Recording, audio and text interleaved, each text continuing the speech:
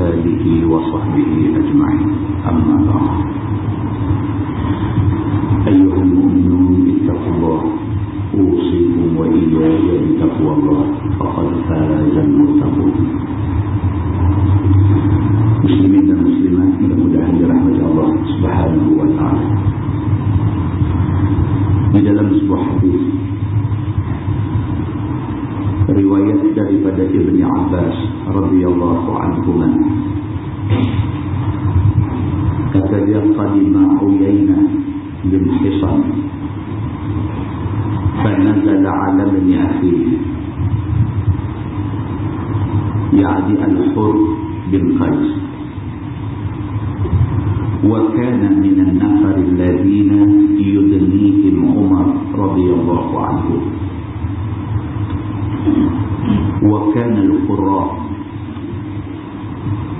أصحاب مجلس عمر رضي الله عنه ومشاورته، كهولا كانوا أو شبانا. فقال عيينة لابن أخيه: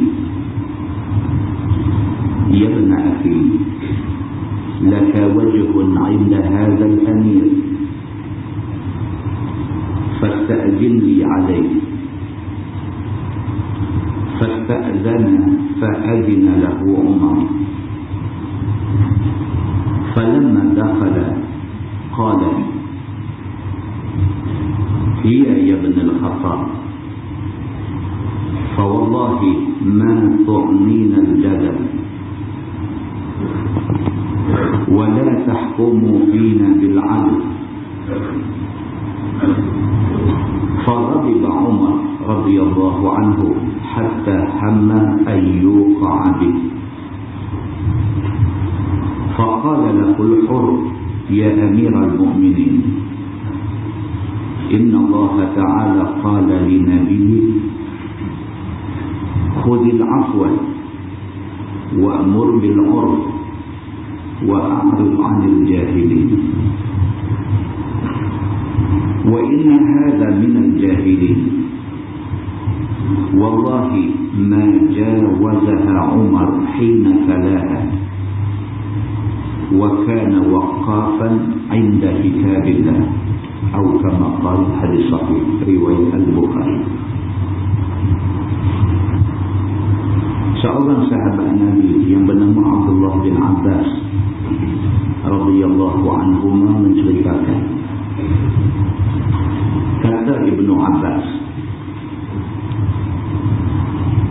satu hari satu orang yang bernama Uyayna bin Hisan telah main ke Madinah, dan dia jumpa dengan anak saudaranya yang bernama Al-Hur bin Qais. Al-Hur bin Qais ini, dia ni daripada orang-orang yang sangat rapat dengan Sayyidina Umar Al-Khattab radhiyallahu anhu. Dan Al-Hur bin Qais ini dia juga adalah satu orang yang qurra, maksudnya satu orang yang cukup faham Quran. Dan dia ni ashab majlis Umar radhiyallahu anhu. Dia ni termasuk di dalam barisan ahli expo kerajaan Sayyidina Umar. Sayyidina Umar jadi khalifah masa itu. Dan macam biasa, sebagai satu orang khalifah, dia tak boleh memerintah dengan kepala dia seorang. Dia kena ada think tank. Dia kena ada satu pasukan yang boleh menasihat dia, satu pasukan yang boleh membantu dia, satu pasukan yang boleh dia bergantung dengan dia. Maka orang-orang yang dipilih untuk menganggotai kumpulan yang akan membantu khalifah ni tentu orang hebat-hebat. Di antaranya ialah Al-Hurr bin Qais. Dia ni orang hebat. Al-Hurr bin Qais ini, dia ni di kalangan Al-Qurra, di kalangan sahabat-sahabat yang sangat arif tentang Quran. Bukan sahaja hafal Quran, Tetapi dia satu orang yang faham dengan ayat Quran yang dia hafal, dan dia satu orang yang sentiasa nak mengamalkan ayat Quran yang dia hafal. Maka tidak heranlah dia dipilih oleh Sayyidina Umar untuk menjadi penasihat kepada Sayyidina Umar Al-Khattab radhiyallahu anhu. Selain daripada dia, ada ramai lagi orang lain. Kuhulan kanu atau syubbanan. Sama ada orang tua ataupun orang muda. Sayyidina Umar ambil jadi penasihat dia ni campur-campur. Orang tua ada, orang muda ada. Sayyidina Umar tidak mengukur orang-orang ni dari segi umur tu orang muda, tetapi dia melihat mereka ni dari segi kemampuan. Maka Al-Hurr bin Qais ini salah seorang yang Sayyidina Umar pilih untuk jadi orang kuat. Sayyidina Umar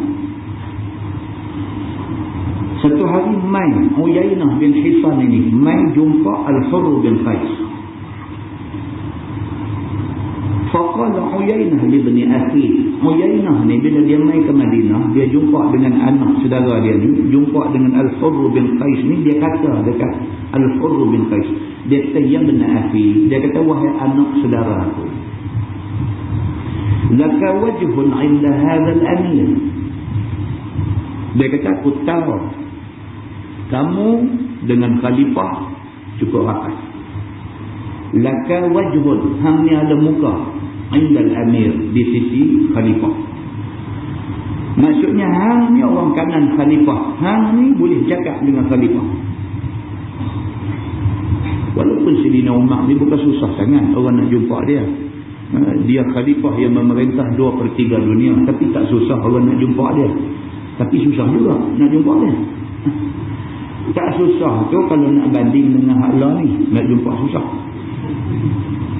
Dia boleh jumpa, tapi bukan senang nak jumpa dia. Nak kena ada orang juga. Ada orang kenal, orang tu boleh bawa untuk jumpa dia.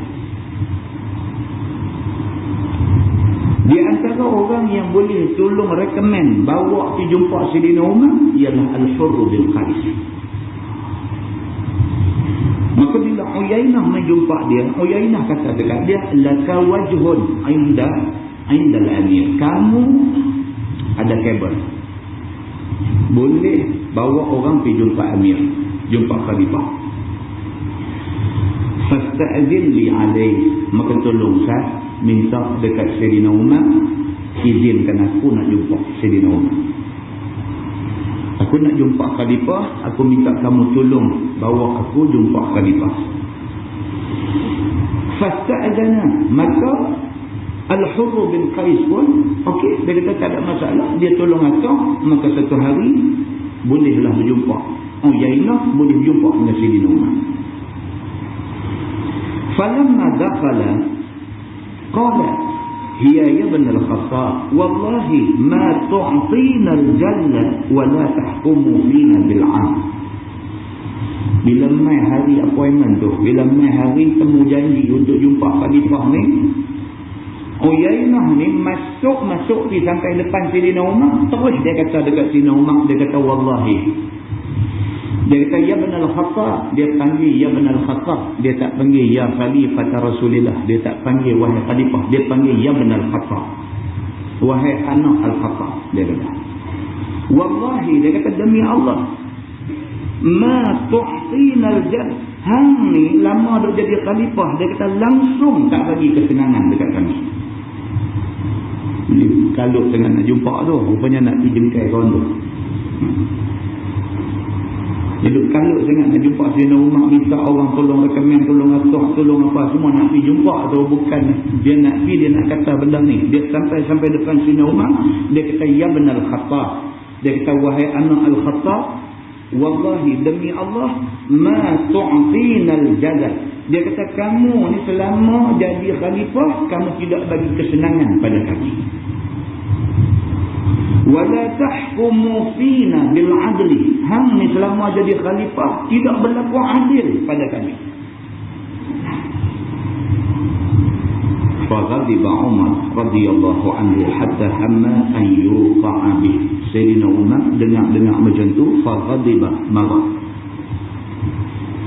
Khalifah memerintah 2/3 dunia, Masuk rumah siapa ke dia tu tak kenal, masuk rumah, wallahi hang ni terbunyi kata tak elok ke dia.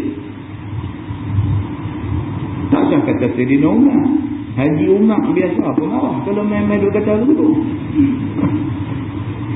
Ini pula khalifah masuk main dengan tak ada adab, tak ada apa, pipi nak sukat dia, pipi nak kata lagu-lagu ni, yang dia tak tidur malam punya duk fikir tentang negara, yang dia tak tidur malam, tidur merantau ke celah-celah rumah orang, jumpa budak duk teriak mak jerang ketil batu dan sebagainya, nak bagi anak dengar bunyi batu kena jerang, mudah-mudahan tak larat dengar selena, dia tidur merantau malam-malam tak tidur, nak buat kerja untuk kemaslahatan rakyat, main-main hamba Allah ni, main-main ayaina, pergi kata kat dia, hang tak bagi kesenangan dekat kami, hang ni tak pernah berlaku adil dekat kami. Sayyidina Umar macam yang disebutkan di dalam hadis ni, dia kata faghadiba Umar radhiyallahu anhu hatta hamma an yuqal. Sayyidina Umar al-Khattab terus jadi marah sehingga kan hampir-hampir dia nak mengambil tindakan dekat Uyainah ni. Hang siapa? Apa yang hang tahu tentang aku? Hang tahu apa yang aku duk buat selama ni? Apa yang hang tahu tentang kegiatan aku hari-hari sehingga kan hang boleh masuk main, hang boleh kata kat aku macam ni? Hampir-hampir dia nak ambil tindakan. Faqala lahul hurru. Al-hurru yang tolong rekomen Uyainah mai jumpa ni, dia bila nampak nak jadi tak elok, dia masuk. Dia masuk contoh, dia terus kata, ya Amiral Mu'minin. Al-Hurru ni mau tak rasa bersalah. Dia pergi jumpa Sayyidina Umar, habang kat Sayyidina Umar ni ada seorang adik-beradik saya, bukan orang lain, dia hajat sangat nak jumpa dan sebagainya, dia tolong atong main-main kawan ni buat rosak.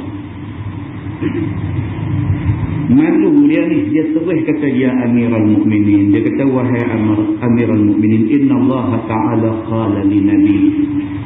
Dia terus kata ke Sayyidina Umar, dia kata, ya Amiral Mu'minin, sesungguhnya Allah Subhanahu wa Ta'ala ada berfirman kepada Nabi-Nya, Nabi Muhammad sallallahu alaihi wasallam.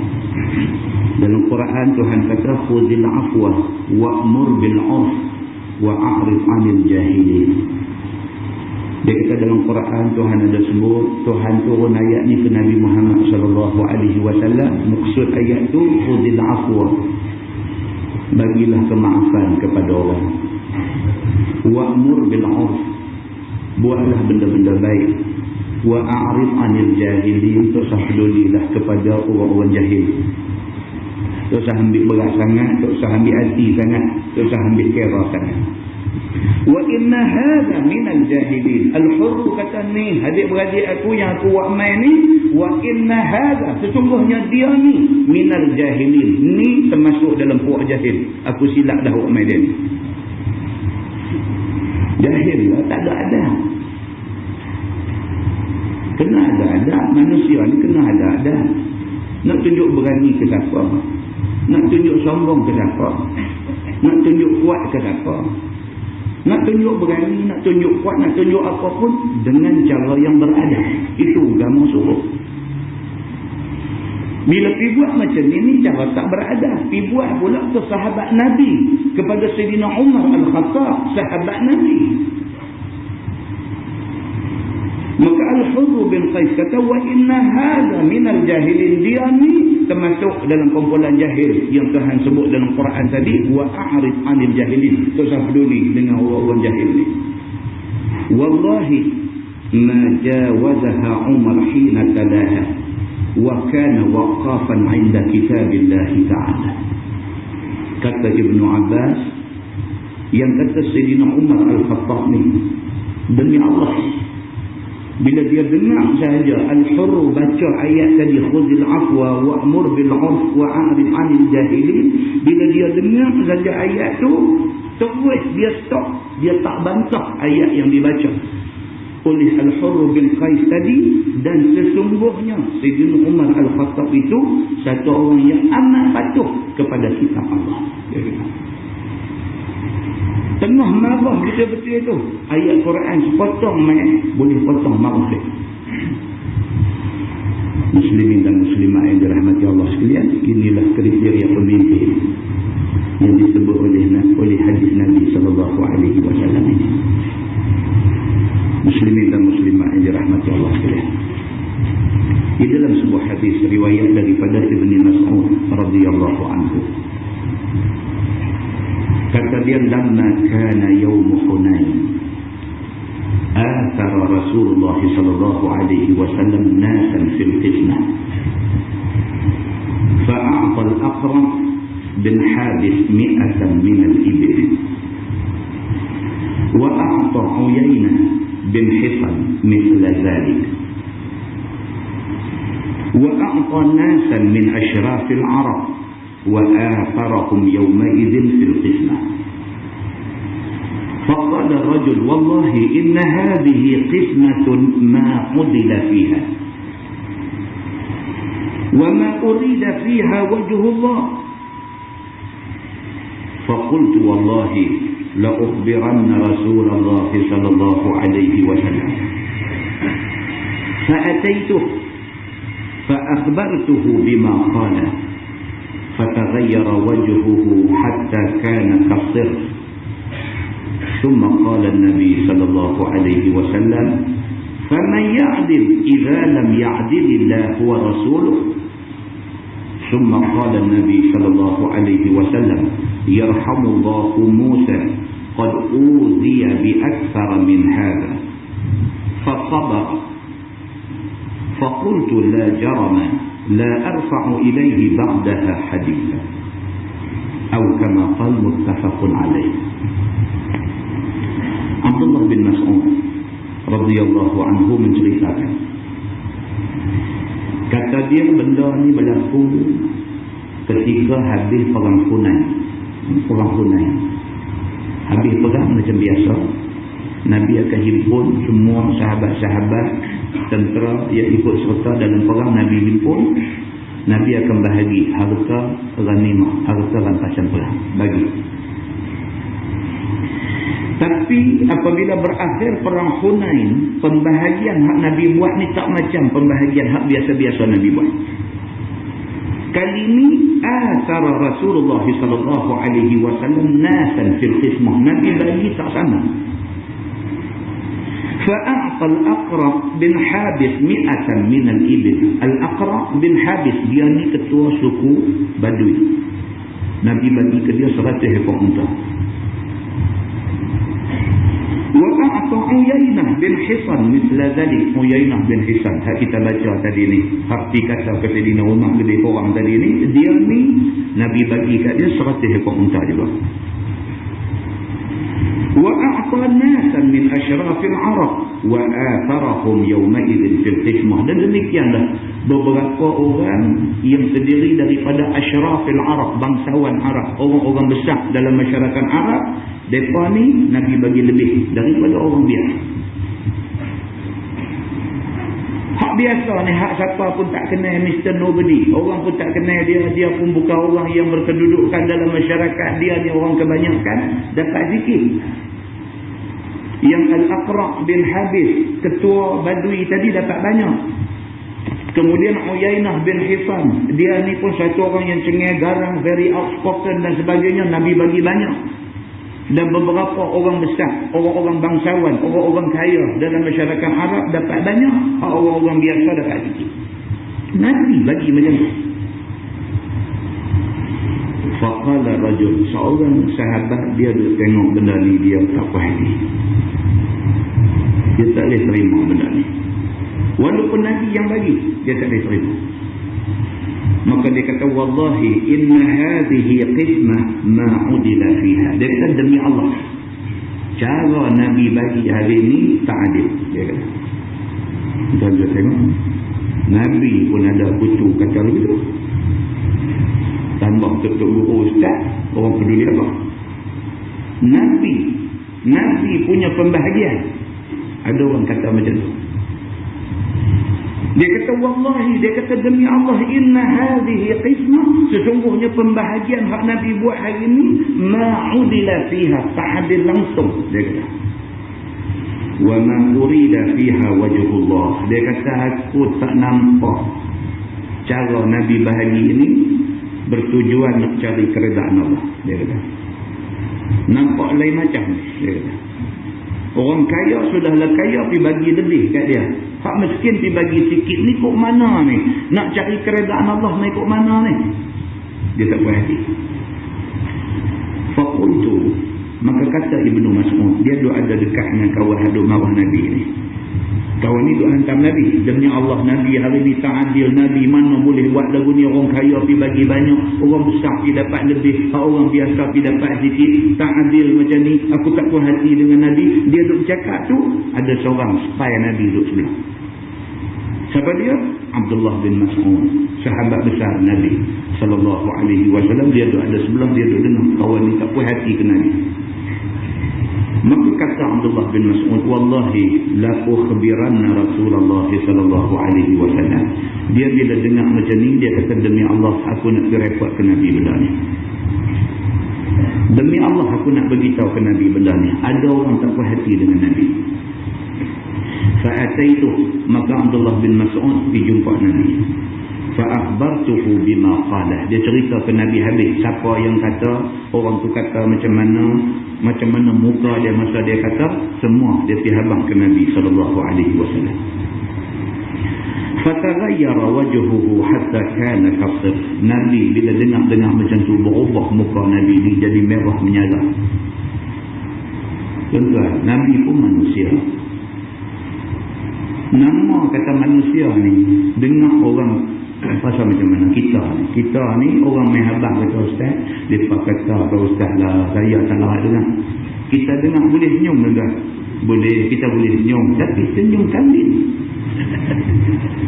Senyum tu kawan hak cerita ni pun tengok, nampak dia guna kambing pula dia ni. Dia tak nampak senyum elok. Sebab siapa dia, manusia mana yang bila orang kata kat dia boleh senyum mana? Ini manusia. Nabi SAW, innama ana basyarum mislukum. Nabi kata, aku manusia lagu hampa lah juga. Aku pun reti marah. Manusia marah, aku pun reti marah. Manusia seronok, aku pun reti seronok. Manusia makan, aku pun makan. Dari segi itu, aku serupa macam hampa. Bila mai Abdullah bin Mas'ud, dia kata, ya Rasulullah, minta maaf saya nak cerita dekat Tuhan. Orang kata dekat Tuhan macam ni. Kata hadis ni, fataghayyara wajhuhu, berubah rupa wajah Nabi sallallahu alaihi wasallam.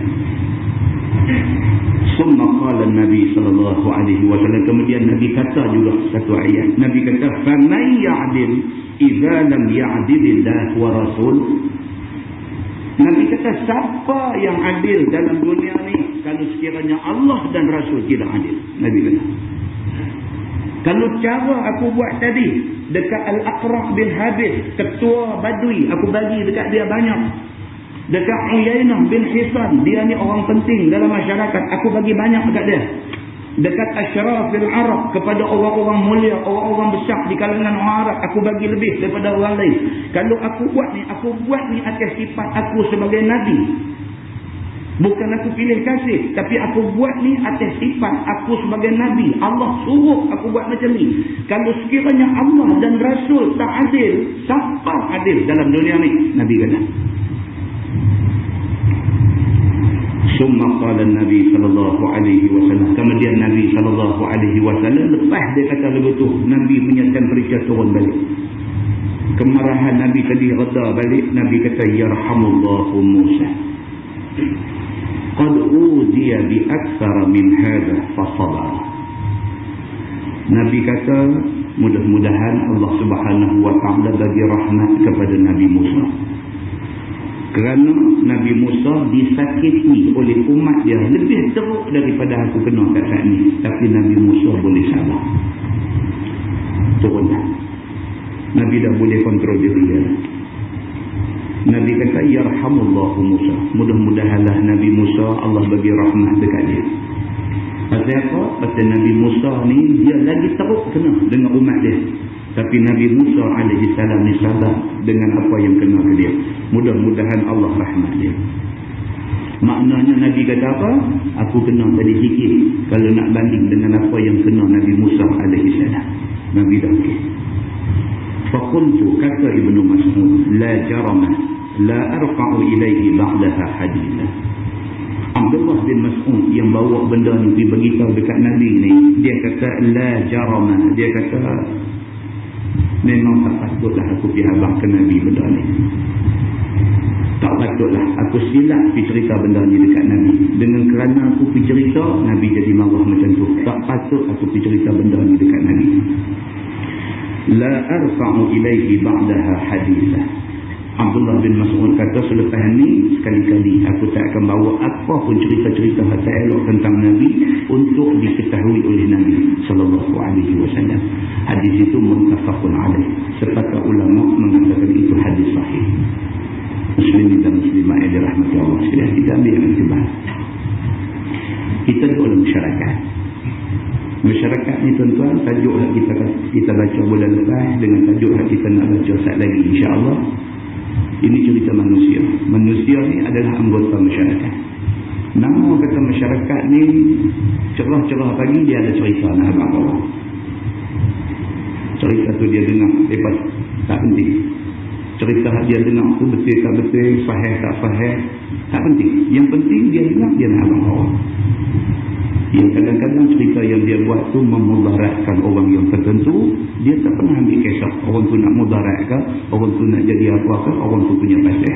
Yang penting dia nak cerita benda ni dekat orang ramai.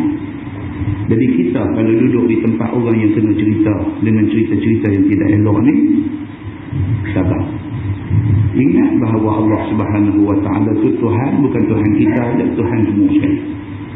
Tuhan tahu hak mana benar, hak mana tak benar. Kalau sungguh kita duduk di jalan yang benar, tak payah risau, tak payah sampai tidur tak lena, tak payah sampai nak marah-marah siapa-siapa.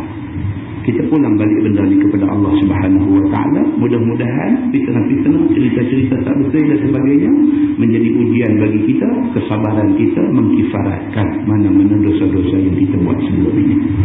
Mudah-mudahan mukadimah itu memberi manfaat kepada kita semua insya-Allah. Kita menggunakan Baharul Mazi jilid 17. Baharul Mazi jilid 17, muka surat 185. Muka surat 185 kita masuk bab ma jaa fil ghibah bil fi'li. Itu bab yang datang pada menyatakan hadis yang membicarakan mengumpat dengan kelakuan. Ini kita dah bagi gadget dah sikit bulan lepas. Mengumpat bukan saja boleh berlaku dengan cakap, dengan mengata, tapi boleh juga berlaku dengan perbuatan. Tak cakap apa, tapi perbuatan yang kita buat tu menunjukkan kita menghina satu orang.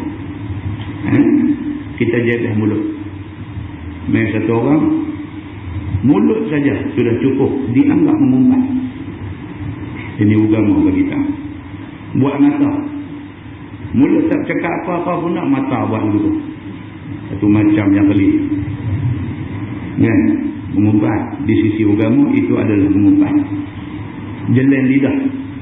Dan sebagainya. Ketahuilah saudaraku, mengumpat boleh jadi dengan perkataan dan boleh jadi dengan kelakuan. Tetapi yang ghalib diperbuat orang dan yang banyak diperlakukan orang ialah mengumpat dengan perkataan. Hak ni hak banyak. Cakap. Hak ni hak paling banyak. Dan juga berlaku mengumpat dengan perkataan sekali dengan kelakuan. Ada juga dia ambil dua-dua sekali. Dengan mengata, dengan mata, dengan mulut semua. Dia bubuh komplit set. Dia bagi dia duduk. Ada juga jenis macam ni. Maka mengumpat itu sama dengan perkataan ataupun kelakuan. Semuanya haram berlaku. Sabar je. Kita mengata, kita menghina, kita mencerca, kita penjatuh maruah dia dan sebagainya dengan cara bercakap. Dengan kita reling-reling, kita buat jabah mulut dan sebagainya, sama aja hukum dia haram berlaku. Begitu. Bermula misal mengumpat dengan perkataan itu telah lalu dalam juzuk yang ke-13 Bahrul Mazi. Yang ni juzuk 13 dah bincang dah. Yang kata mengumpat cakap ni dah bincang lama dah. Dia kata. Dan di sini telah didatangkan oleh Abu Isa At-Tirmizi hadis yang menunjukkan rupa mengumpat dengan kelakuan. Dia kata malam ni nak bincang mengumpat dengan perbuatan, kelakuan bukan cakap. Kata dia an Aisyah radhiyallahu anha qalat hakaitu lin nabi sallallahu alaihi wasallam rajulan faqala ma yasurruni anni hakaitu rajulan wa anna li kaza wa kaza. Diriwayatkan daripada seorang isteri Nabi sallallahu alaihi wasallam yang sangat dikasihi oleh Nabi. Nama dia Siti Aisyah radhiyallahu anha. Katanya telah aku turut dan aku ajuk bagi Nabi sallallahu alaihi wasallam sebagaimana yang dilakukan dan diperbuat oleh orang, yakni oleh seorang laki-laki. Aisyah, satu hari dia nak cerita ke Nabi, dia nak cerita perihal satu orang laki-laki. Maka dia duduk tiru kelaku laki-laki itu di depan Nabi. Dia nak habang kawan tu jalan lagu mana, akan lenggang lagu mana, akan lagu cekak pinggang sebelah tangan ke apa. Dia duduk berlakon depan Nabi, duduk tunjuk kelakuan satu orang laki-laki di depan Nabi. Dia nak cerita tentang laki-laki itu dekat Nabi. Dia duduk buat lakonan tunjuk depan Nabi. Bila dilihat Nabi akan perbuatan itu, lalu bersabda Nabi, tiada menyuka aku oleh bahawasanya aku menurut dan mengajuk akan seorang lelaki. Dia punya duk berlakon tunjuk nak bagi. Cuma Nabi kata kat dia, aku tak suka lagu hang buat ni. Nabi kata. Nampak tuan-tuan? Ni yang kata Nabi. Dia tak menggalakkan isteri dia pergi duk buat benda dosa. Bini dia cuba nak bawa main satu tajuk dosa, dia kat bang. Aku tak suka lagu ni. Kita ni pula lain. Bila dia main cerita, yang tu macam ni duk tambah stay pula. Kita ni duk tambah stay, nak bagi rancak lagi cerita tu. Bini pun berdosa, memang kita sekali berdosa. Nabi SAW, isteri dia pergi duk tiru kelaku kelayak satu orang lain, nak ceritakan Nabi sekali dengan duk tunjuk kelaku. Nabi potong bang. Nabi kata, aku tak suka lagu cara hang duk buat ni. Aku tak suka. Nabi kata. Awal-awal Nabi potong. Apatah lagi jika tiada mendapat apa satu faedah daripada mengajuk orang yang perbuatannya atau kelakuannya itu. Nabi kata, ni pula duduk buat saja ya, tak ada satu faedah hang duduk tiru kelakuan orang tunjuk kat aku. Aku tak suka. Nabi kata. Bahkan mau menjadi dapat bala. Nabi kata boleh jadi dosa pula dekat hang. Duduk tiru kelakuan orang, duduk ajuk orang dan sebagainya. Dosa saja aja. Nabi kata. Qala فقلت يا رسول الله إن صفية امرأة وقالت بيدها هكذا كأنها تعني قصيرة فقال لقد مزجت بكلمة لو مزجت بها ماء البحر لمزج. Kata Aisyah radhiyallahu anha, bila aku dengar sabda Nabi SAW yang demikian itu, maka berkata lagi aku baginya. Yang kata Aisyah ni, dia pergi tiru kelaku satu orang. Nabi kata kalau buat begitu, aku tak suka. Dah Nabi kata Nabi tak suka, dia pergi cerita satu cerita lain pula. Dia berhenti cerita lelaki itu, dia main cerita nombor 2 pula. Kataku, ya Rasulullah, cukup adakah pada tuan hamba, isteri tuan hamba yang bernama Safiyah binti Huyai yang berasal daripada Yahudi itu? Sesungguhnya Safiyah itu satu perempuan yang remeh. Jadi kata begitu berada. Dia nak cerita tentang kelakuan satu orang lelaki pergi buat ajuk-ajuk kelakuan. Nabi tegur dia. Nabi tegur dia kata dekat isteri Nabi yang lain pula. Dia kata tak, okey lah, yang tu tak boleh tak apa. Ini satu lagi dia kata. Dia kata Aisyah ni. Ni satu lagi dia kata.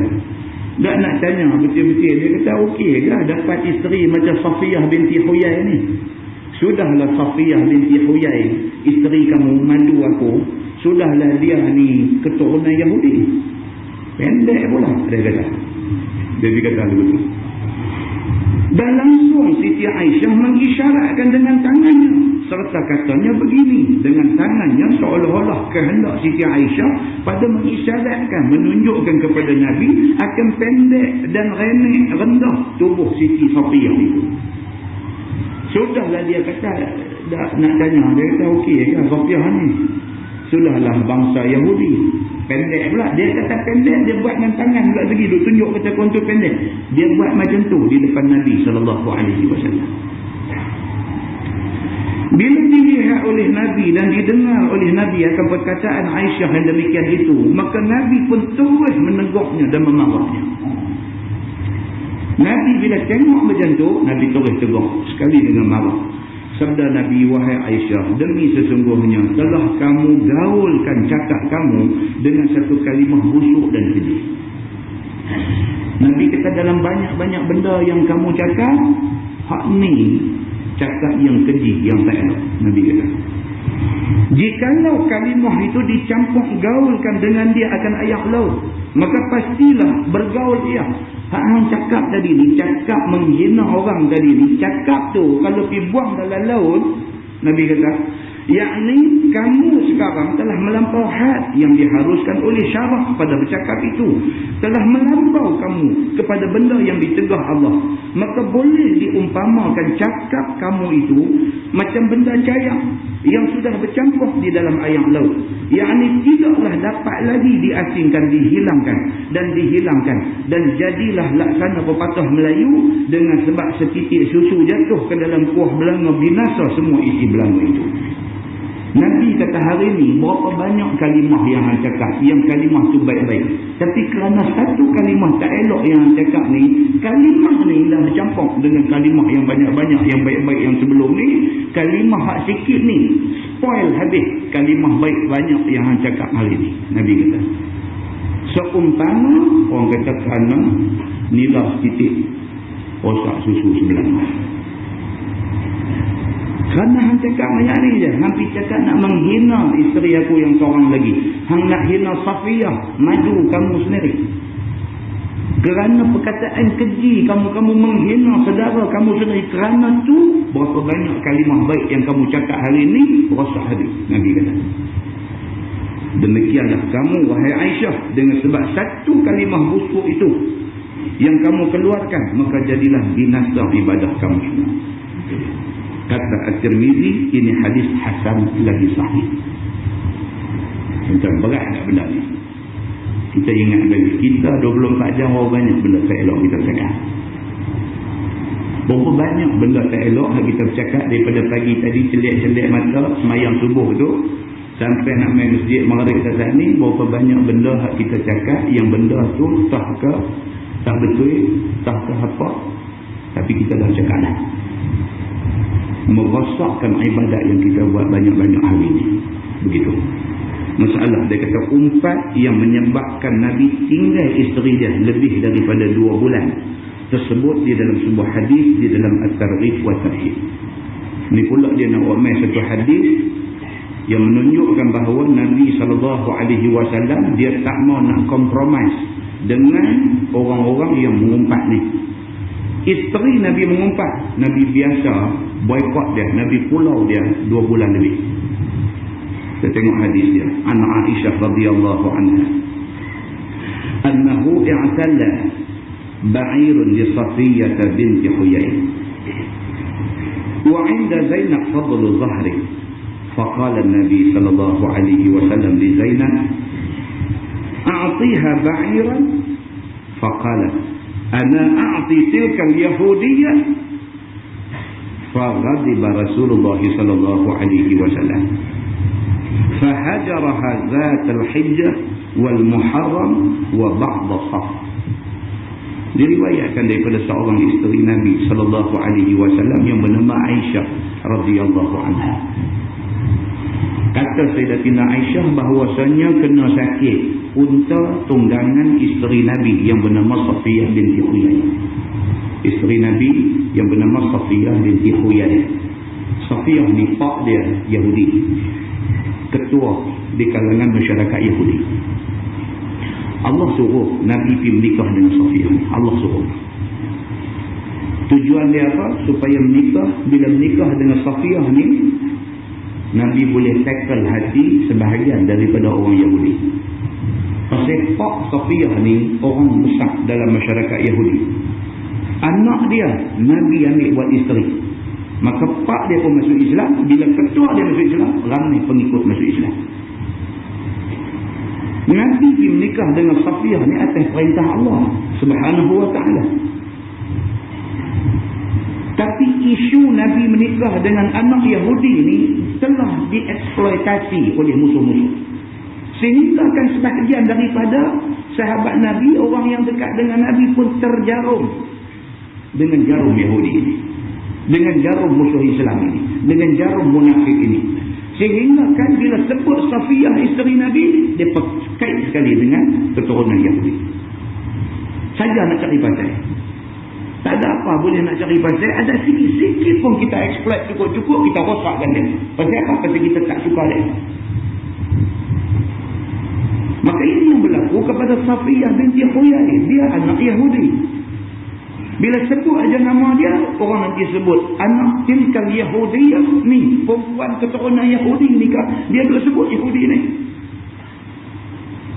Untuk ingat balik macam mana kisah anak Abu Jahal yang bernama Ikrimah. Pak ni cukup kuatlah menentang Nabi SAW. Anak jadi orang kuat Nabi. Ikrimah ni jadi orang kuat Nabi. Kita buka dalam tafsir, kitab-kitab tafsir besar-besar, tafsir Ibnu Katsir ke Qurtubi ke, bacalah kitab-kitab tafsir ni akan jumpa nama dia. Qala Ikrimah, dan berkata Ikrimah. Ikrimah ni siapa dia ni? Pak musuh tu pak punya pasal, dia orang kuat Nabi. Tiba-tiba satu hari seorang sahabat Nabi duduk jalan dengan Nabi. Pada satu hari Ikrimah ni duduk berjalan dengan Nabi. Jalan-jalan-jalan, kasut dia tu tercedok pasiang macam mana tak? Pasiang tu pergi kena satu sahabat lain duduk bawah pokok kurma duduk rehat. Pasiang kena dia.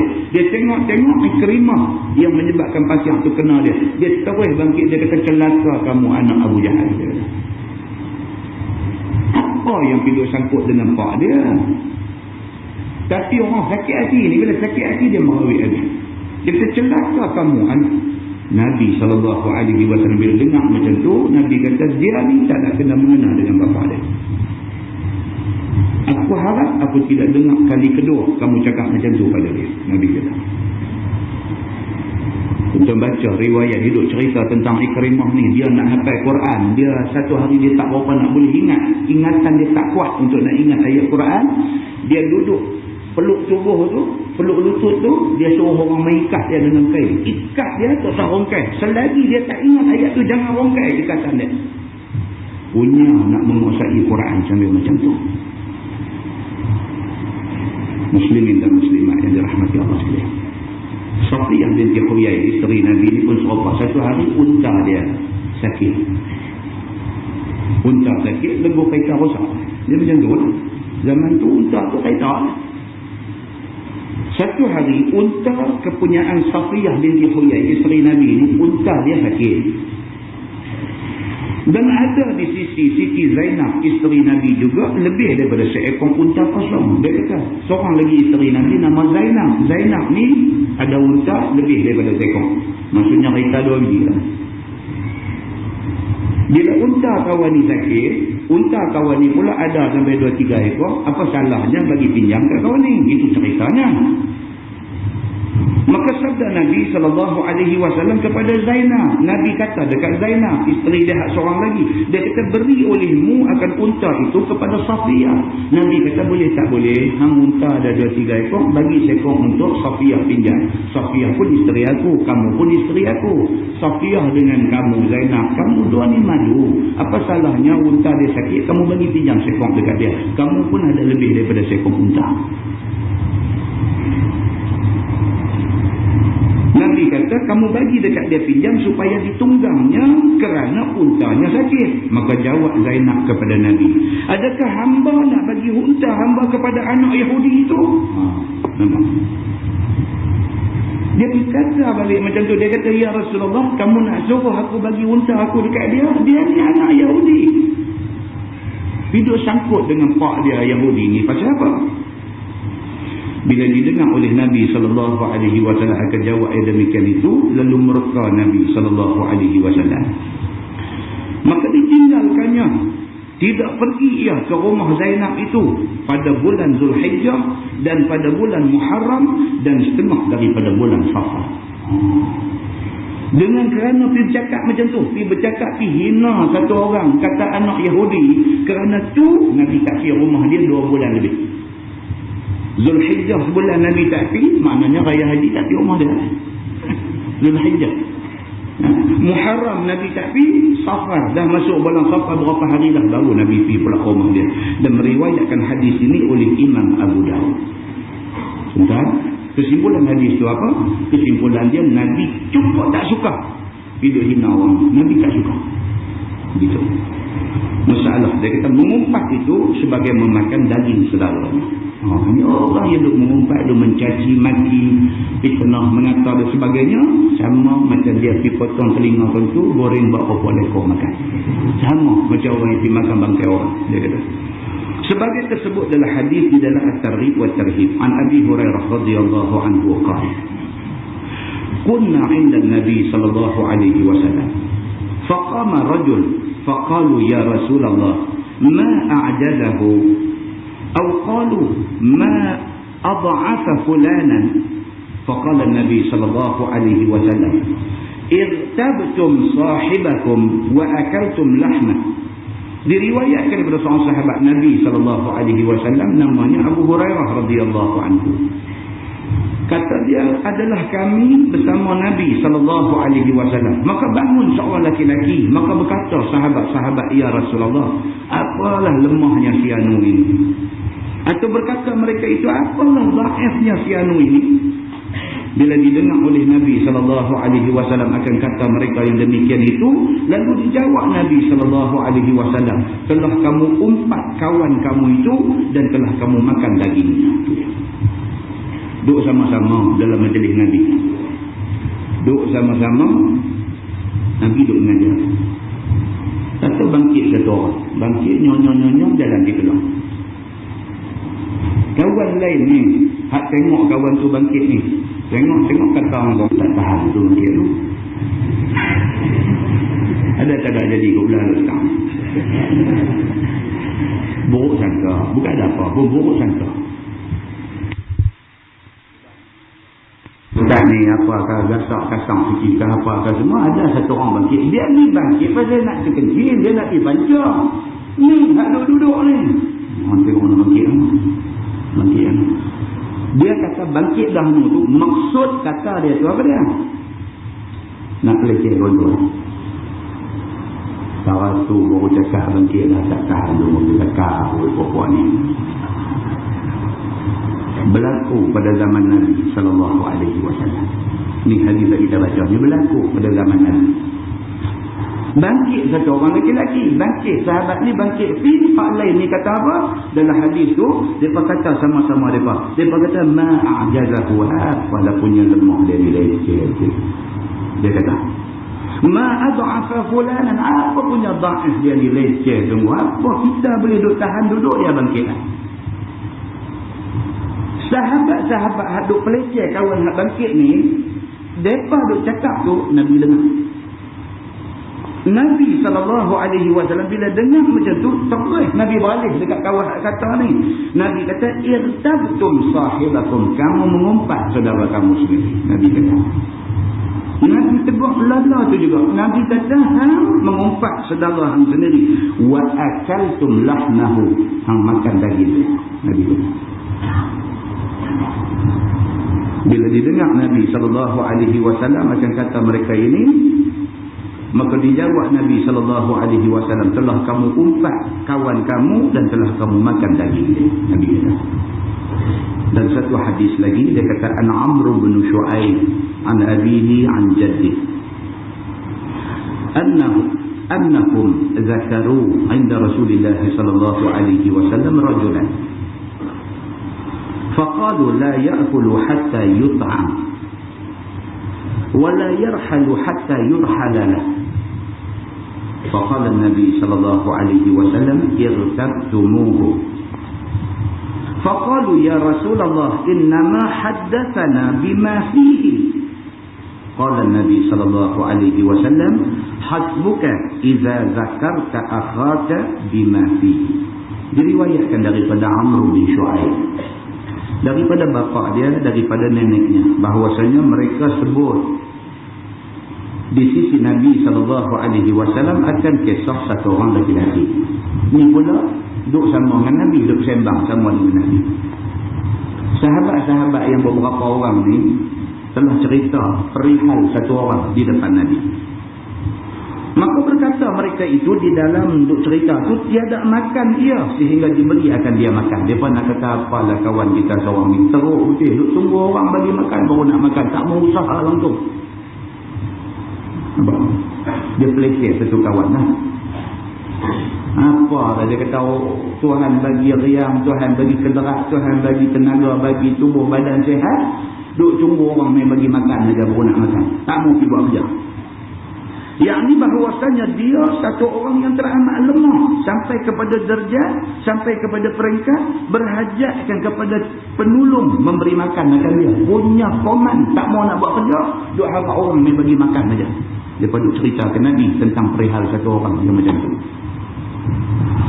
Dan kuli yang mengadakan makannya dan berhajat kepada orang yang memberi minum dan tidak berangkat ke musafir sehingga disafarkan baginya. Nak pergi mana pun tu tunggu orang bawa pergi. Dia sendiri tak kerja, duit tak ada, nak pergi Kuala Lumpur pun tu tunggu kereta kosong nak tumpang. Sedap kata kau orang. Syok kata kau orang ni memang syok. Dia kata macam tu. Dia kata apa lah. Dia kata tubuh badan sihat, kerja tak mau apa, tak mau duduk tunggu orang main bagi makan, duduk tunggu orang bagi duit. Nak pergi mana pun apa kereta tak ada, nak naik bas tak ada duit apa semua, duduk tunggu kereta orang kosong, dia nak celah masuk seorang, dia nak sulam. Duduk kata macam tu di depan Nabi SAW. Yang ni sehingga apabila ditanggung, yang ni dibawa akan dia oleh orang lain. Nak pergi ke mana pun tunggu orang bawa, sendiri pakai tak pergi lah. Bila didengar oleh Nabi SAW, lalu bersabda Nabi, telah kamu umpat akan dia. Nabi kata, apalah hampa ni duduk mengata kat dia. Nabi kata, apa hal hampa ni duduk mengata kat dia? Nabi kata macam tu. Maka jawab mereka itu, ya Rasulullah, sesungguhnya yang kami cakapkan, yang kami ceritakan tu sebenar ia demikian itu. Lah, dia kata kami bukan mengumpat, habaq ni tak betul dia. Ya, lagu macam hadut jadi kat kita lah ni. Kita tak bukan mengata, sungguh. Sahabat ni pun duk cerita tentang satu kawan. Dia duk cerita ni, cara cerita. Nabi kata apa ni duk mengata kat dia. Dia kata ni bukan mengata, sungguh. Macam tu. Maka jawab Nabi SAW, padalah nama kamu mengumpat apabila kamu sebut kepada saudara kamu barang yang ada padanya. Kalau sebut hak betul, kamu mengumpat lah. Nabi kata. Kalau sebut hak tak betul, bukan mengumpat tu, fitnah. Kalau sebut hak betul, mengumpat tu. Itulah mengumpat.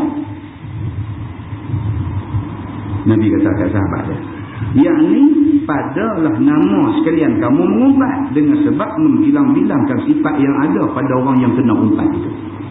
Mengumpat dah lah tu. Bila kamu duk kata apa yang ada kat dia, mengumpat dah lah tu. Nabi kata, apa pula yang duk kata bukan mengumpat ni betul? Betul apa mengumpat lah tu? Nabi kata. Demam dalam masyarakat kita pun sokong lah, dia tak faham lah ni. Dia duk ingat bila kata hak betul bukan mengumpat. Dia kata aku nak cerita, bukan aku nak mengumpat. Begitu. Meriwayatkan hadis ini oleh Al-Asbahani dengan isnad yang sahih. Dia kata, ini dia ambil kutip hadis daripada kitab yang berbagai-bagai. Masalah, dia kata mengumpat itu sangat dikaji oleh syarah sebagaimana tersebut dalam hadis. Kata dia Anas bin Malik radhiyallahu anhu. Qala amara an-nabi sallallahu alaihi wasallam an-nas bi shawmi yawmin. Wa qala لا يفطرن أحد منكم حتى آذن له فصام الناس حتى إذا أمسوا فجعل الرجل يجيء فيقول يا رسول الله إني ظلمت صائما فأذنني فأفطر. Diriwayatkan daripada seorang sahabat Nabi SAW, nama dia Anas bin Malik radhiyallahu anhu. Kata dia telah disuruh oleh Nabi SAW orang-orang dengan puasa satu hari. Nabi kadang-kadang dia anjur sahabat-sahabat dia. Katalah kuliah hari ini kuliah hari Rabu. Nabi kadang-kadang pesan dekat sahabat-sahabat dia. Nabi kata esok hari Khamis sunat puasa. Nabi kata, aku seru diri aku dan aku seru hampa-hampa semua, mari kita puasa esok. Nabi kadang-kadang dia macam tu. Itu sebab Nabi ni dia bukan mu'allim sahaja, tetapi Nabi ni dia murabbi. Dia bukan ajak orang aja kata Isnin, Khamis, sunat puasa, tetapi Nabi murabbi, dia tarbiyah orang. Nabi ajak sahabat-sahabat puasa, Nabi pun puasa, esok mereka iftar jamaah, mereka buka puasa sama-sama. Nabi ni dia lebih daripada guru yang mengajar, bahkan dia lebih kepada mendidik sahabat-sahabat. Nabi cara dia macam ni. Maka satu hari Nabi kata, mari kita pakai puasa. Dan sabdanya, jangan berbuka seorang daripada kamu sehingga aku izinkan kamu berbuka. Nabi kata, siapa pun tak boleh buka puasa, melainkan aku kata okey buka puasa, baru boleh buka puasa. Maka puasalah orang-orang sehingga tak kala sampai petang, maka jadilah orang datang kepada Nabi. Puasa sampai petang, agak-agak masuk waktu, mereka main jumpa Nabi. Maka katanya, ya Rasulullah, sesungguhnya sepanjang hari hamba berpuasa, beri izin akan hamba nak buka puasa. Dia pergi jumpa Nabi, dia kata dah sehari dah ni, nampak macam masuk dah waktu buka puasa, boleh nak buka puasa? Faya'zana lahu warrajulu warrajul hatta ja'a rajul faqala ya Rasulullah fatatani min ahlik dhallalta صائمتين وإنهما يستحيان أن يأتياك فأذن لهما فليفطرا. Maka diberi izin oleh Nabi SAW kepada dia untuk buka puasa akan seorang kemudian daripada seorang, sehingga datang seorang laki-laki lalu berkata dia kepada Nabi, ya Rasulullah, dua budak perempuan muda daripada keluarga aku sepanjang-panjang hari dua-dua mereka puasa, dan bahawasanya kedua-duanya itu malu nak jumpa kepada kamu, maka bagi izinlah olehmu bagi keduanya supaya buka puasa keduanya. Kemarin Nabi kata esok mari kita pakai puasa, tapi siapa nak buka puasa mari jumpa aku dulu, aku kata buka baru boleh buka. Esoknya masing-masing pakai puasa. Bila sampai time nak buka puasa, seorang mari jumpa Nabi, ya Rasulullah, boleh tak boleh lagi buka? Nabi kata okey. Mai seorang lagi, Nabi kata okey. Time dah buka puasa, time buka puasa. Last sekali mai satu orang lelaki. Dia kata dekat Nabi, dia kata, ya Rasulullah, ada dua orang budak perempuan keluarga saya di rumah, mereka pun puasa juga, tapi mereka segan nak mai jumpa Nabi, nak minta izin buka puasa. Saya wakil mereka, lah ni boleh tak boleh nak pergi abang kat mereka, kata boleh buka puasa. Boleh tak boleh saya nak pergi abang dekat budak perempuan dua orang hak puasa ni, kata mereka dah boleh buka puasa. Boleh tak boleh berita? فأعرض عنه ثم عاوده فأعرض عنه ثم عاوده فأعرض عنه ثم عاوده فأعرض عنه فقال إنهما لم يصوما وكيف صام من ظل هذا اليوم يأكل لحوم الناس. Maka berpaling Nabi apabila mendengar kata lelaki itu. Bila dia ni main jumpa Nabi, dia kata, ya Rasulullah, adik aku perempuan dua orang di rumah pun puasa, boleh tak boleh mereka nak buka puasa? Mereka sendiri nak main, mereka sedar, mereka suruh aku tolong tanya, boleh tak boleh lagi mereka buka puasa? Bila tanya macam tu, fa'a'radha anhu, Nabi beralih muka ikhlas. Hak tadi berapa orang dah main duk tanya, ya Rasulullah, boleh tak boleh lagi buka puasa? Nabi kata okey boleh. Bila main hak perempuan dua orang ni, main satu orang wakil nak tanya boleh tak boleh buka puasa, fa'a'radha anhu, Nabi beralih kelas. Kemudian diulang lagi oleh laki-laki itu minta izin untuk perempuan tadi nak buka puasa, maka berpaling lagi Nabi daripada dia. Dua kali Nabi beralih. Kemudian diulang lagi oleh laki-laki itu minta izin untuk perempuan dua orang tadi nak buka puasa, lalu berpaling juga Nabi. 3 kali dah tanya, Nabi beralih 3 kali. Kemudian diulang lagi minta oleh laki-laki itu kepada Nabi, maka berpaling juga Nabi SAW. 4 kali duk tanya, Nabi duk beralih, tak mau nak layan. Lalu bersabda Nabi SAW bahawasanya kedua-dua budak perempuan itu tidak puasa keduanya. Nabi jawab macam tu. Nabi kata nak buka puasa apa? Tak puasa, Nabi kata. Dan bagaimana puasa ia sepanjang hari ini, hal keadaannya memakan dia akan daging manusia. Nabi kata hak 2 orang perempuan yang kamu main minta izin untuk mereka nak buka puasa. Nak buka puasa apa? Sepanjang hari duk makan daging orang. Nabi kata. Yakni diumpatnya orang itu dan diumpatnya orang ini. Maka tidak diterima Allah akan puasa keduanya itu. Nabi kata begitu. Nabi kata main nak minta izin buka puasa apa? Bukan puasa, hari-hari. Sepanjang hari duk makan daging manusia. Nama minta izin buka puasa apa? Dah memang duk makan dah daripada tadi. Makan pula makan daging orang. Nabi kata. Allah tak terima puasa daripada hari. Nabi kata. Tentu Nabi. Macam orang duk cerita lah dulu-dulu. Dalam masyarakat kita dulu-dulu ada wali. Itu wali. Dijumpa. Baru nak cerita. Dia tahu. Dan orang kata karamah. Kemuliaan Tuhan bagi kat dia. Dengan izin Allah. Allah bagi ilham dekat dia. Dia boleh tahu benda tu. Bukan suraya beritahu. Allah ilhamkan benda tu dekat dia. Dan dia bukan tok bomoh. Dia bukan tok bomoh. Dia orang alim, orang warah, orang baik-baik. Kita tok kenali di Kelantan dulu. Tok Guru Haji Abdullah Kahim di Kepala Batas. Kan? Tok Guru Tuan Husin. Hubung dia ada di sini. Dia harus sangat langgang ni. Orang yang macam-macam ni dulu-dulu. Alim mereka memang semua orang akui. Warak mereka disegani oleh orang semua. Orang macam ni kadang-kadang Tuhan bagi benda-benda macam ni. Dia panggil karam, kemuliaan. Nabi SAW lebih lagi. Bila memang abang Nabi terus kata. Nabi kata nak minta izin buka puasa. Apa? Tak puasa. Bukan sekadar tak puasa. Makan daging manusia pula sepanjang hari. Nabi kata. Nabi kata, izhab famarrahuma in kanata sha'imataini falyastaqi'a faraja'a ilayhima fa'akhbarahuma fastaqa'ata faqa'at kullu wahidatin 'alaqatan min dami faraja'a ila an-nabi sallallahu alaihi wasallam fa'akhbarahu faqala an-nabi sallallahu alaihi wasallam walladhi nafsi biyadihi law baqiyata fi butunihima la akalathuman nar. Maka pilah engkau kepada kedua. Nabi kata dekat lelaki-lelaki. Nabi kata hampir balik pergi jumpa adik-beradik hang perempuan 2 orang hak kata puasa nak main minta izin nak buka puasa ni. Pergi balik jumpa budak perempuan 2 orang ni, suruh akan keduanya. Jika ada keduanya puasa, suruh muntahkan apa yang ada dalam diri dia. Nabi kata tolong pergi balik bagi tahu dekat hak perempuan 2 orang ni kalau betul dia puasa, suruh dia bagi muntah dulu.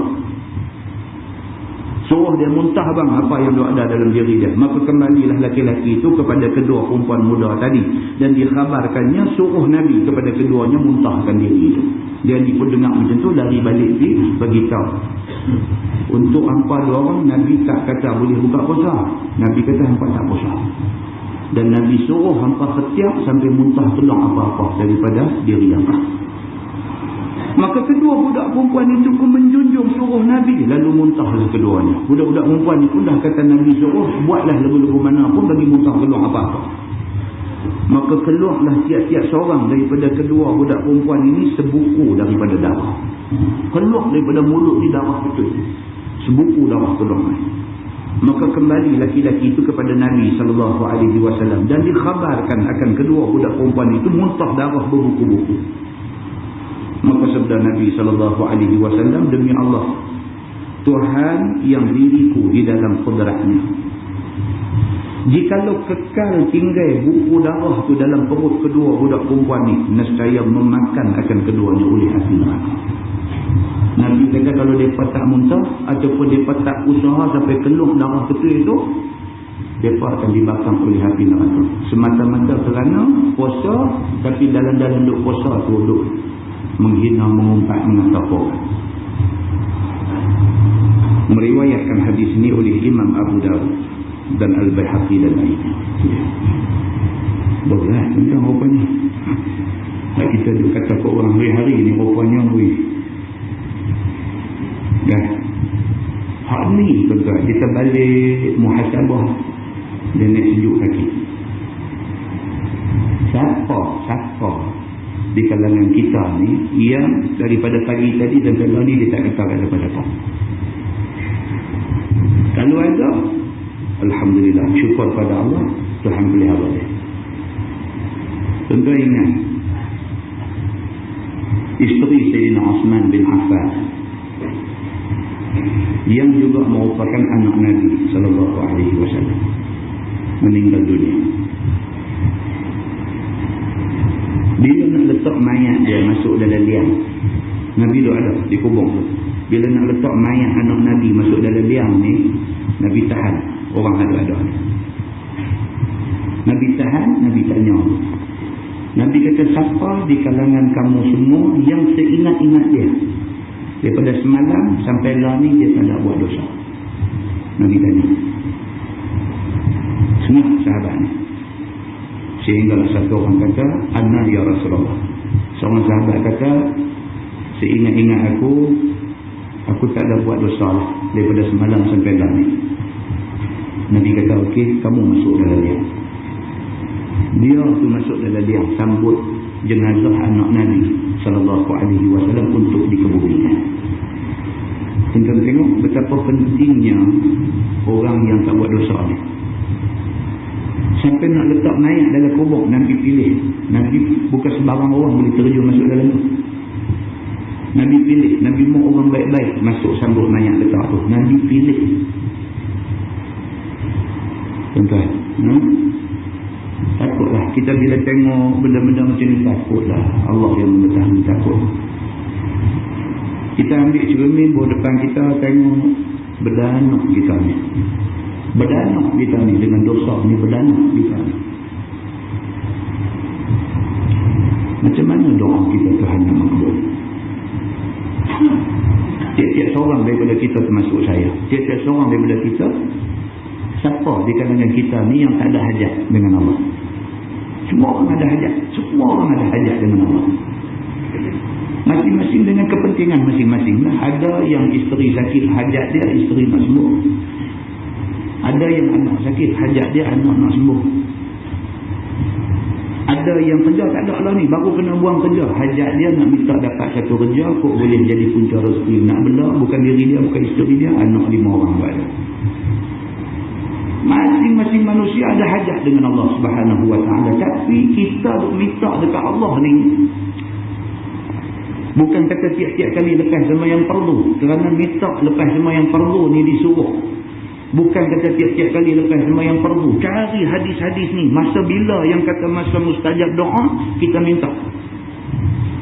Kalau ada hadis yang membawa satu petunjuk kata masa antara 2 khutbah tu, masa tu mustajab doa, Allahu akbar, berebut ni, masa tu pendek. Nabi kata masa tu illa qalil, sikit aja, masa tu sah aja. Sah tu masing-masing punya berebut ni.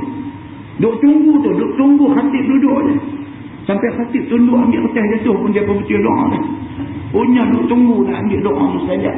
Tapi tak mustajab doa dia.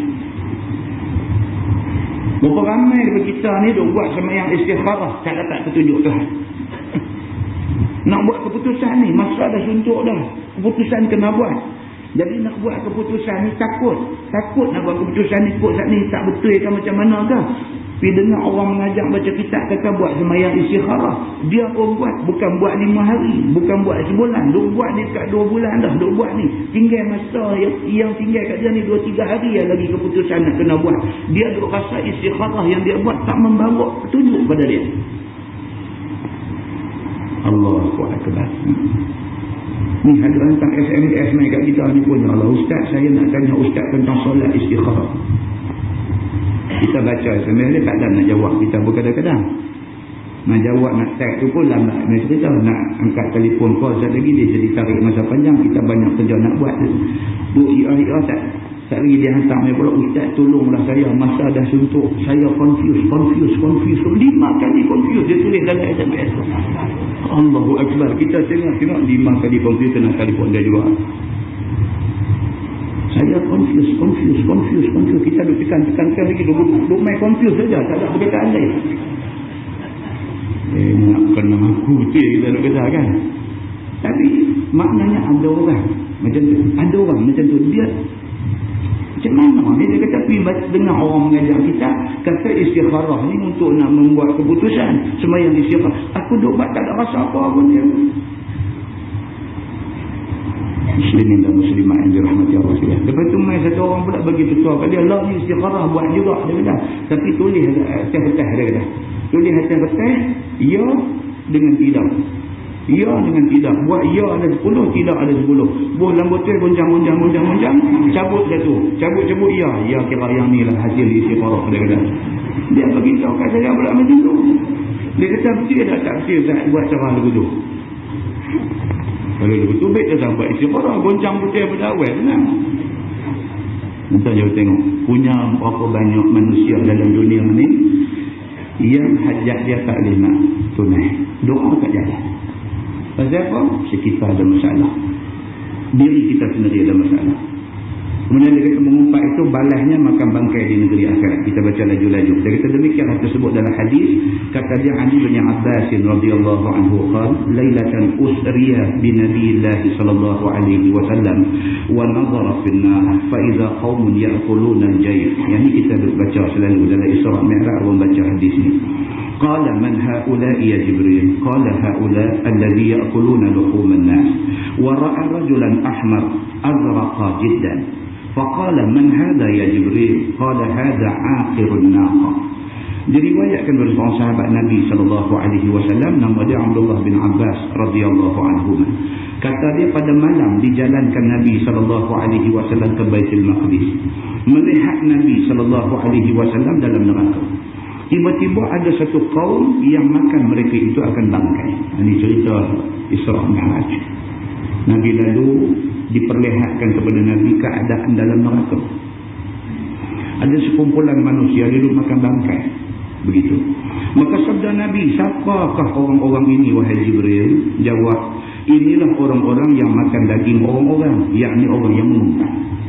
Jibril kata ni gambaran orang mengumpat. Dia mengumpat saudara dia macam dia pergi makan daging saudara dia. Sedangkan saudara dia belum mati.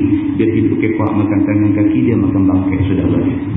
Kemudian melihat Nabi akan laki-laki yang merah lagi sangat-sangat biru warna dia.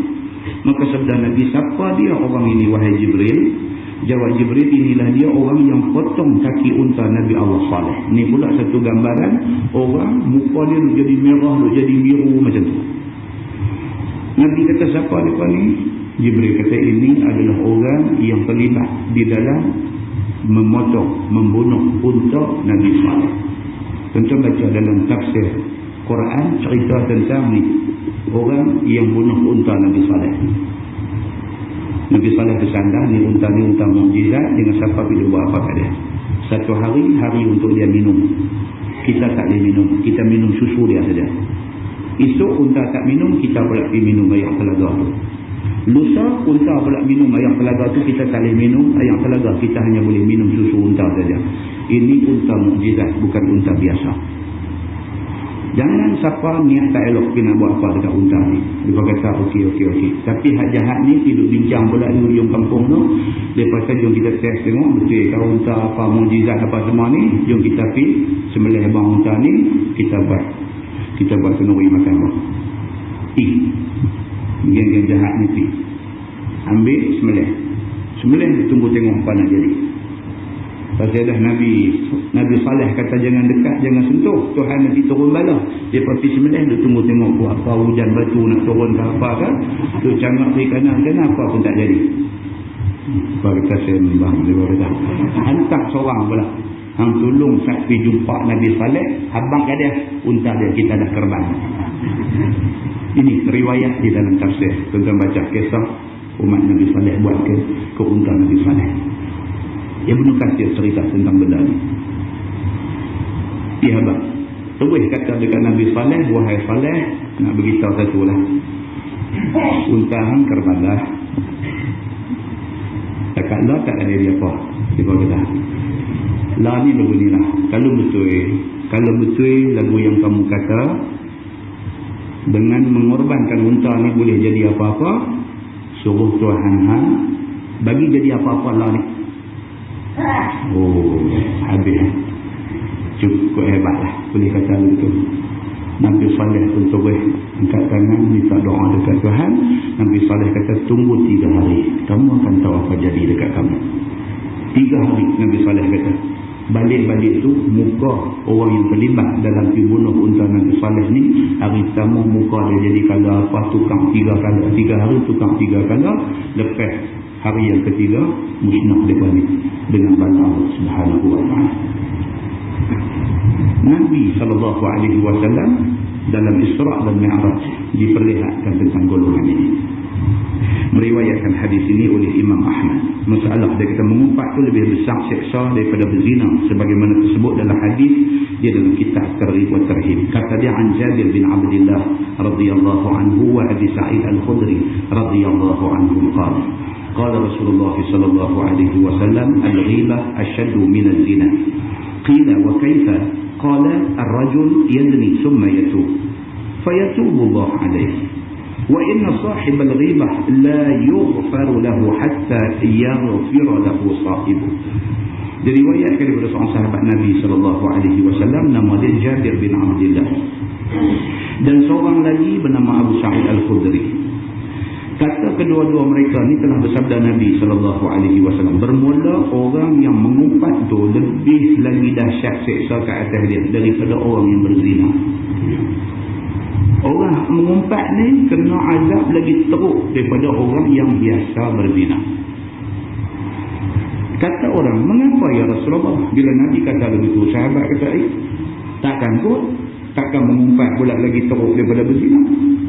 Zina ni dosa besar. Dia kata, takkan pula nak jadi mengumpat pula jadi lagi teruk daripada berzina.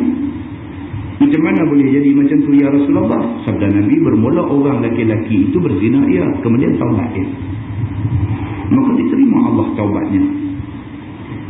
Orang yang berzina, dia kata dia berzina, dia berzina satu masa dulu, dia pernah melakukan sekali zina.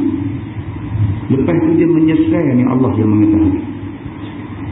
Dia menyesal ni kerana dia pernah berzina dalam hidup dia. Dia menyesal ni, Allah yang mengetahui. Dia menangis ni sampai hari nak habis umur, dia menangis lagi. Dia teringat sekali dia berzina. Orang yang macam ni, dia bertaubat kepada Allah, taubat dengan taubat nasuha, Allah terima taubat dia. Nabi kata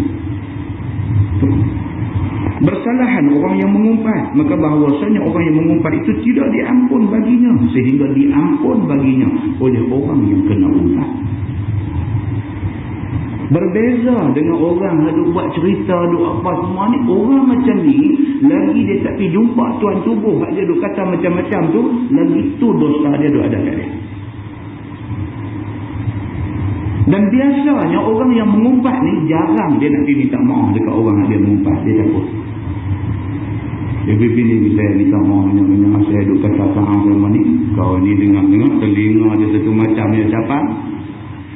Jadi selama ni dia kata dia tak mau buat ni, jadi dia kata tak hati pakai minta ampun kat Tuhan sudah. Nabi kata apa? Nabi kata bersalahan orang yang mengumpat, maka bahawasanya orang yang mengumpat itu tiada diampun baginya, sehingga diampun baginya oleh orang yang kena umpat. Dan meriwayatkan hadis ini oleh At-Tabrani di dalam kitab Al-Awsat dan Al-Baihaqi. Lepas ini kita masuk bab man salimal muslimuna min lisanihi wa yadihi. Itu bab yang menyatakan orang yang sejahtera orang Islam daripada lidahnya dan juga tangan. Lepas ini kita akan masuk satu tajuk yang dikatakan orang Islam itu ialah orang yang dia jaga lidah dia, dia jaga tangan dia daripada buat mudarat kepada orang Islam yang lain. Dan lepas ni kita akan tengok satu tajuk yang cukup menarik, tuan-tuan. Dia kata bab maja'a fi man ayyara akahu bidzanbi. Yang ni lagi-lagi dia kena bidah. Itu bab yang menyatakan mereka yang mencaci dan mencela saudara dia dengan kerana dosa yang kawan tu buat. Kita hina satu orang kerana dia pernah buat dosa. Apa dia ni, aku tahu lah dia ni kaki botol, kaki arak, kaki pihaknya, kaki pi padang besar, kaki pi danau, kaki memang berdanau. Dia duk hina kawan tu. Walhal kawan tu betul lah dulu macam tu, tapi lah tak dah. Tapi dia ni, dia duk kata lagi. Kerana dulu kawan tu macam tu, sampai hari ni dia duk kata lagi kat kawan tu. Sedangkan kawan tu hari ni tak dah. Apa akibat akan kena dekat orang yang duk terus mencaci orang yang pernah buat dosa tetapi Allah dah tak buat. Ada hadis dia. Dan lepas ni pula kita tengok bab maja'a fil bala ala izhari syamata li akhi. Itu bab yang datang pada menyatakan hadis yang menunjukkan kena bala dengan sebab menzahirkan suka apabila bala kena kepada saudara kita. Kawan kita kena apa-apa, kita tak pada muka, memang patut kena lama lah. Apa pula nanti kena lagi dah. Tuan-tuan, agama yang kata agama Islam ni luah ni, Allah yang maha mengetahui, sebab Allah yang buat turun Islam ni kat kita. Kita kadang-kadang kita duk emphasis, kita duk bagi penekanan satu benda dia. Dalam Islam dia macam-macam benda tu ada. Dengan baca kitab ni baru kita nampak rupanya Islam sampai benda-benda yang kita kata benda ni benda yang terpencil, rupanya membawa kesan besar kepada diri kita sebagai orang Islam. Dan sebelum terlupa, pengumuman bulan depan kuliah kita ditangguhkan. Kuliah kita tak ada. Jadi kuliah bulan Mac tak ada. InsyaAllah panjang umur kita jumpa bulan April. Jadi bulan depan kuliah kita ditangguhkan kerana saya ada urusan yang dibuat. Wallahualam. Yang baik itu daripada Allah, yang tidak baik itu silap dia. Kita tangguhkan dengan tasbih kafarah dan surah Al-Nas. Subhanallah.